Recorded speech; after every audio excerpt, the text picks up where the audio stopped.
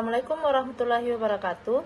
Saya atas nama Safania Tulusna Amru dari kelas 4B Akuntansi Syariah dengan NIM 24040400033. Pada video ini saya akan menjelaskan bab 4 dari buku Sistem Informasi Akuntansi, yaitu tentang database rasional.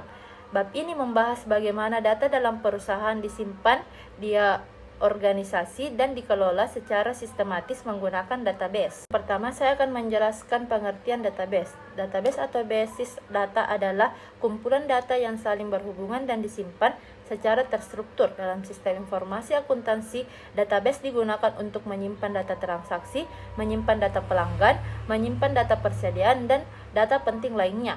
Tujuannya agar data mudah diakses, akurat, dan aman. Yang kedua, saya akan menjelaskan pengertian dari database relasional. Database relasional adalah jenis database yang menyimpan data dalam bentuk tabel-tabel yang saling berhubungan.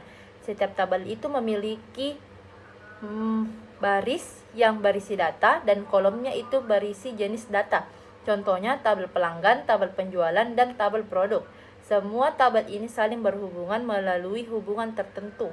Jika saya akan menjelaskan konsep yang terdapat dalam database relasional, yaitu ada dua. Yang pertama itu primary key, adalah kunci utama yang digunakan untuk mengidentifikasi setiap data secara unik.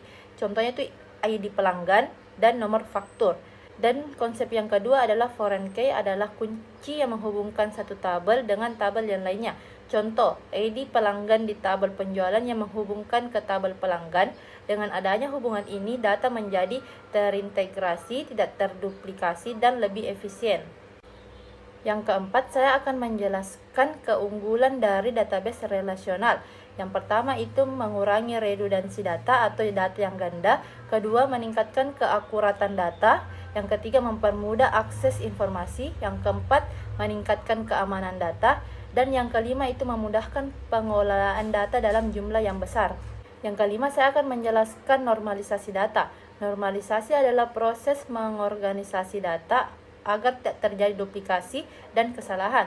Tujuan normalisasi itu menghindari data yang ganda, meningkatkan konsistensi data, dan membuat database lebih efisiensi.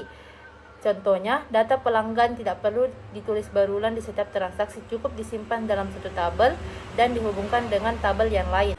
Dan yang terakhir atau yang keenam, saya akan menjelaskan database management system. Adalah software yang digunakan untuk mengelola database yang fungsinya menyimpan data, mengelola data, mengamankan data, dan mengatur akses pengguna. Contohnya itu MS SQL, Oracle, SQL Server. Dengan database management system ini, perusahaan dapat mengelola data secara lebih terstruktur dan efisiensi. Kesimpulannya, bab 4 menjelaskan bahwa database relasional sangat penting dalam sistem informasi akuntansi. Dengan database yang terstruktur, perusahaan dapat menyimpan data lebih baik, menghindari kesalahan, dan menghasilkan informasi yang akurat. Database relasional juga membantu perusahaan dalam pengambilan keputusan yang lebih cepat dan tepat. Sekian penjelasan dari saya. Sekian, wassalamualaikum warahmatullahi wabarakatuh.